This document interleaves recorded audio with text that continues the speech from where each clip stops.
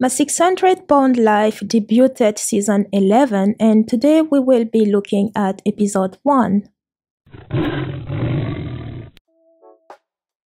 My 600-pound life is a TV show that airs on the TLC channel.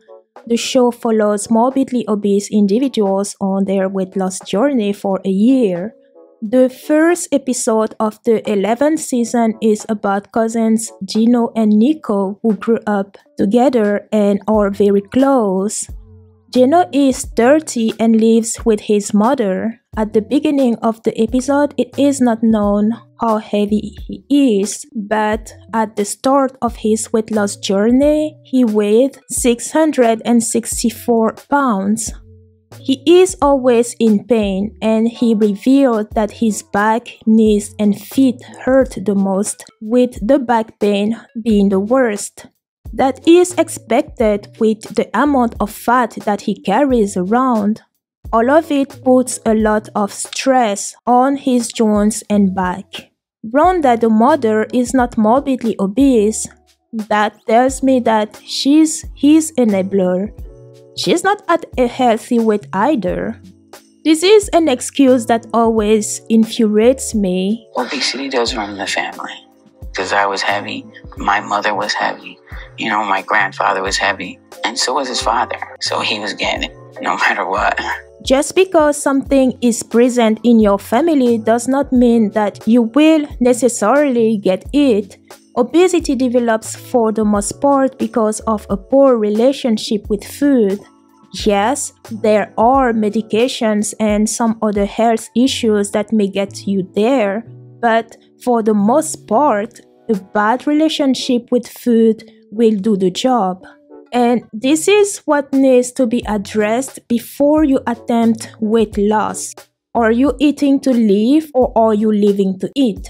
If it is the latter, why? Address that why, and you will have an easier time with weight loss if you pursue it. This is not to say that weight loss is easy. It never is, but it gets easier when you have all your ducks in a row. She never gets in the way of how much I want to eat. And it's always been like that as far back as I can remember. This is confirmation of Rhonda being an enabler to Geno and his getting obese. Nico and Geno are cousins who grew up together. Usually in my 600-pound life show, the contestants would tell the viewers that they turn to food to cope with some type of abuse or other difficult life events that they'd go through at some point in their lives. In Geno and Nico's case, it is not it, at least not primarily. Geno did mention food being comfort to him after his parents' divorce when he was 12, but by that time he was already obese, as by age 8 he was already weighing 150 pounds, and double that by age 13. But his and Nico's weight gain would start from eating challenges among each other when they were kids. I also want to point out that Geno introduced his family as an Italian family, with emphasis on the fact that Italians love to eat. My problem with that statement is that it may mean that because Italians love to eat, they're also all obese, which will make Geno and Nico not different. It's not true. Italians do love to eat, yes, and I don't know any culture that doesn't, for food is what brings people together, and it's true in most, if not all, cultures.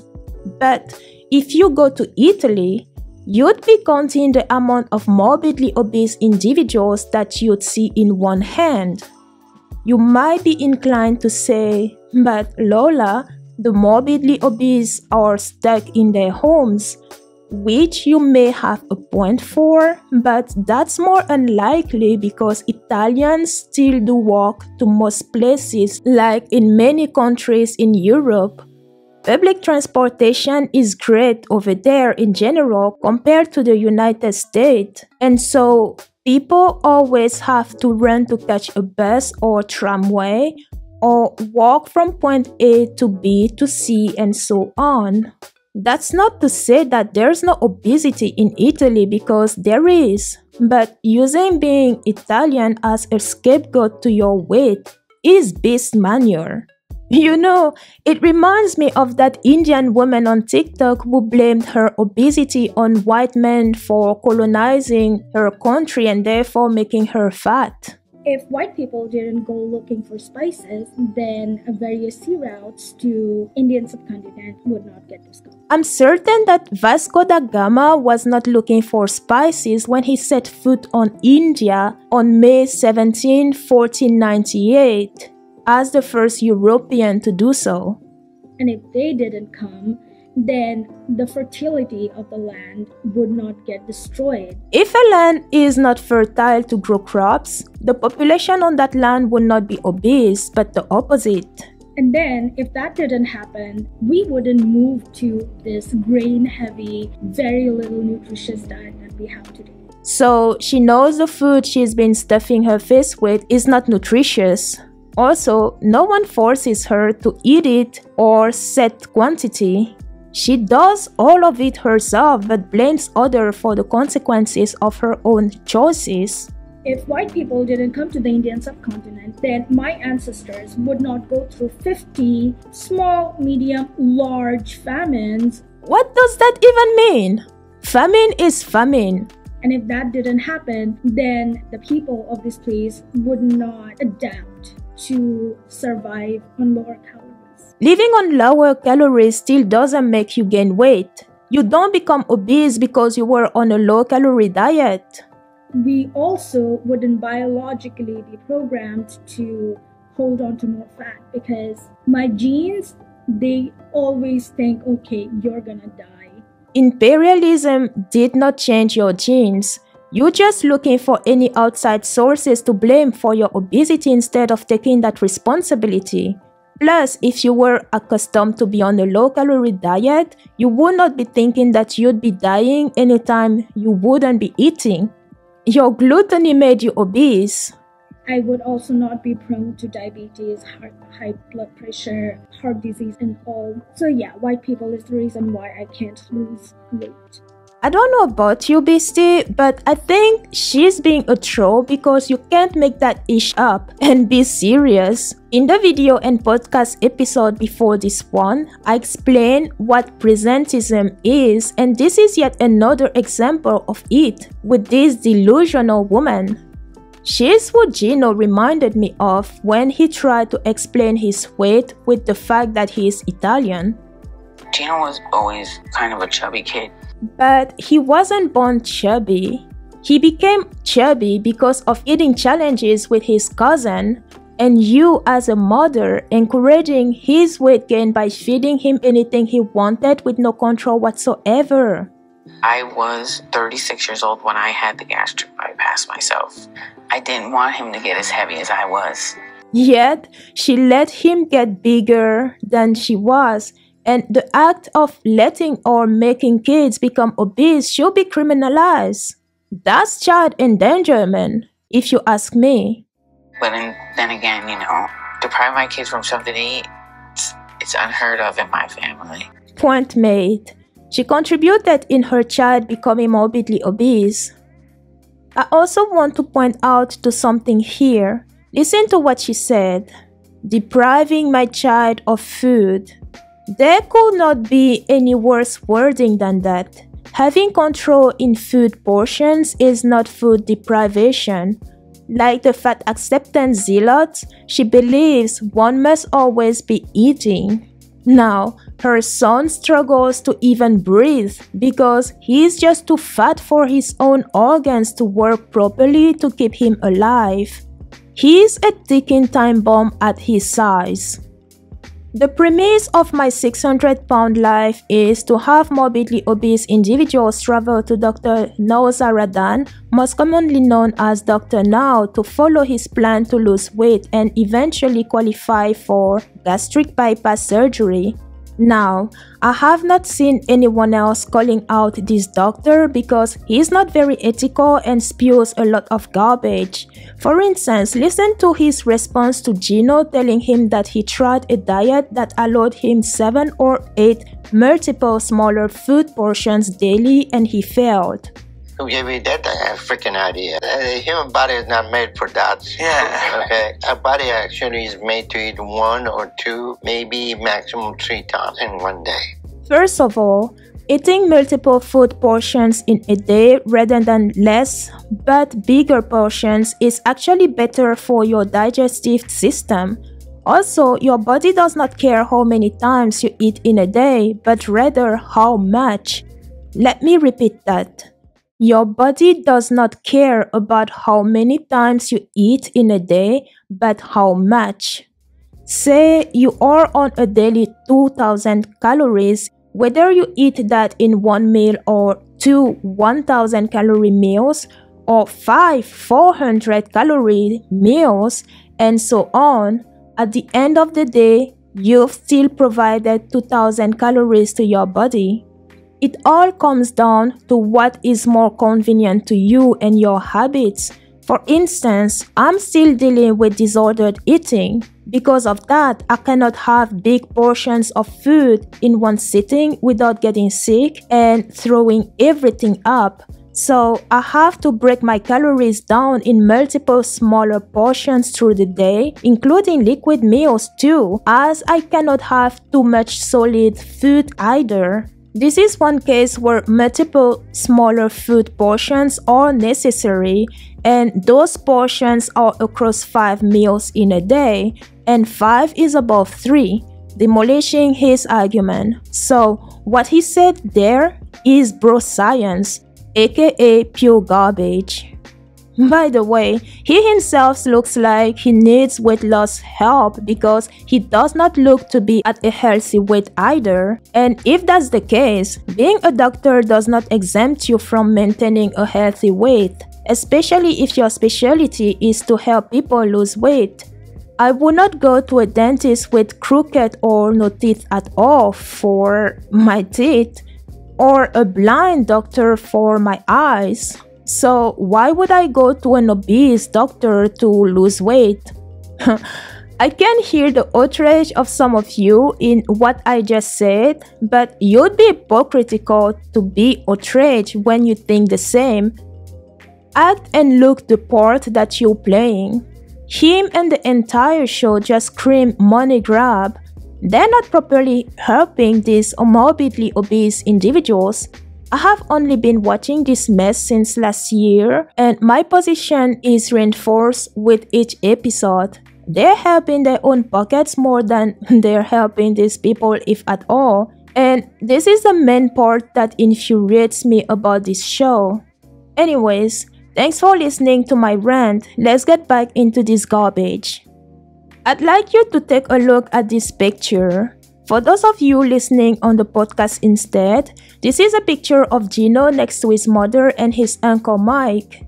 Rhonda and Mike had weight loss surgery 20 and 10 years ago from that moment respectively. Rhonda is clearly a failed result from that surgery because she's obese still. Mike, on the other hand, looks healthier, and you can tell that this is someone who takes care of himself and exercises often. The point here is that weight loss surgery is not magic. You still need to do the work to maintain weight loss after you've had the surgery. For the first appointment, Dr. Now gave Geno a month to lose 60 pounds. Though that is a big number in such a short amount of time, for someone the size of Geno and his cousin Nico, it is doable, but in my professional opinion, that is way too drastic. The more fat that you carry in your body and the easier weight loss is going to be, unlike what ignorant individuals think. Think about it this way. The more money you have, the easier you spend, including spending on things you don't even need. Your body works the same way with fat. The more it has, the easier it will let go of if you make it. Weight loss doesn't happen overnight. But coming back to Dr. Now, I would love to know where he pulls his number from, because from what I remember from season 10, 60 pounds to lose in a month seems to be the starting base for all his patients on the show, which is again beast manure because each patient is different and should therefore be treated differently.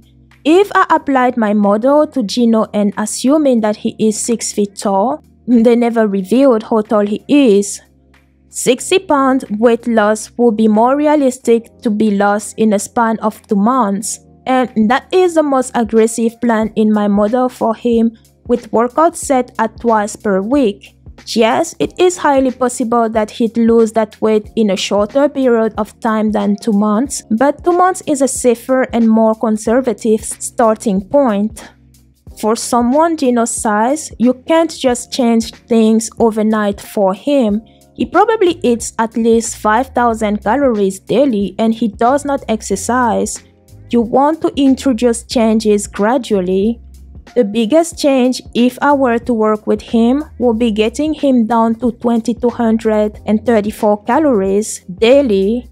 That is a big change because that's more than half what he eats and drinks currently, assuming the 5,000 calories. Now, I mentioned 2 exercises per week. The trick here is that they are 2 rigorous exercises per week, but they are also the goal to hit 2 30 minutes rigorous exercises in a week. Geno is not currently there, and asking that of him will be unrealistic, so the goal will be to get him there. And how do you get there when you've never exercised in your life and weigh 680 pounds? By starting small daily. For instance, Geno could start with sitting and standing up as fast as he can for 5 minutes every day, which he could do more than once in a day, watching TV for instance. When he can do that for 5 minutes, which should not take more than a week, now we will introduce walking in his neighborhood, starting with walking to his mailbox and back, and getting further as the activities feel easier. If he sticks to this, by the end of 30 days at the monthly assessment, this is when we will readjust his number and exercises as needed. But by then, he would have been able to perform 2 30 minutes workout at least. So yeah, Dr. No's plan is a setup for failure for most people of bigger size, while his pockets gets more inflated. At least that is what it looks like as presented to us. He gives his patients copies of his book, which is more promotion for him if you ask me, because the plan in there according to season 10 is list of exercises while sticking to 2,000 calories and everybody has to follow the same generic plan. Come on. And he's not addressing the elephant in the room, the mental health of the patients. You see, you may try anything to lose weight and will always fail if your mental health is not addressed and taken care of. Most obese and morbidly obese individuals are that way because of food addiction and other mental disorders. You have to treat those as well, if not first. Geno and Nico went back to see Dr. Now after 2 months. Geno was expected to weigh 624 pounds at least. He came short at 55 pounds weight loss. But that is still a win in my eyes because weight loss is not easy, but he tried. Now, he could have lost the 60 pounds and even more. Why didn't he? The culprit is the food. He's given another month to lose 50 to 60 pounds. Let's say 2 months because as stated earlier, that is more realistic.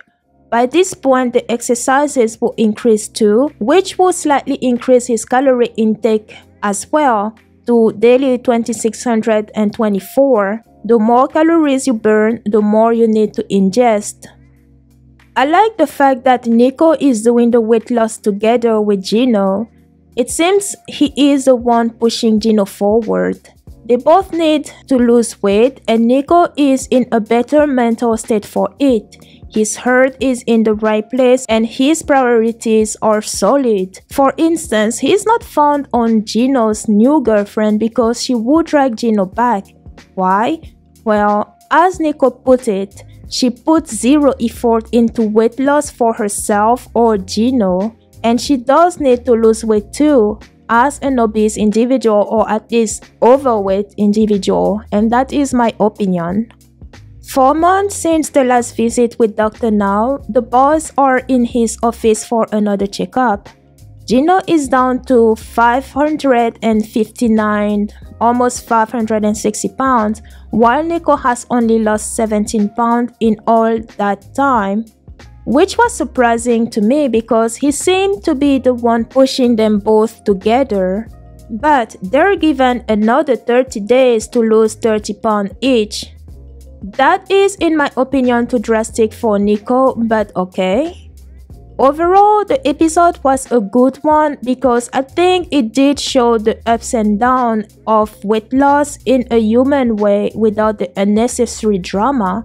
Geno and Nico had an amazing start.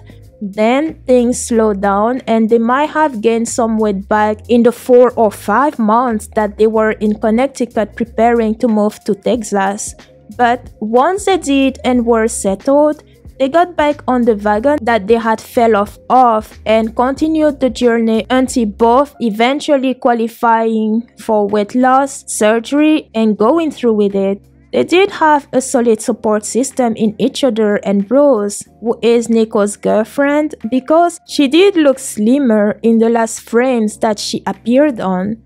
My only concern is for Geno because at the end of the day, he still has food addiction problem that was never addressed, at least as far as we know.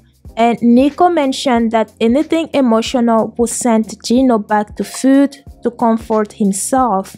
A breakup with his then girlfriend could do just that. For instance, as she was never heard of or about after the voicemail he left her on moving day.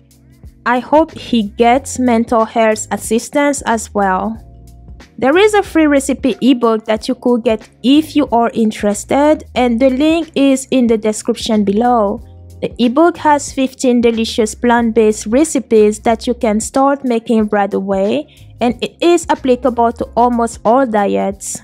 Follow me on all socials: Facebook, Instagram, Twitter, LinkedIn, Pinterest, and YouTube at Restream, and feel free to donate to the channel or become a member to receive more perks. All links are in the description, of course. Hug your loved ones. Train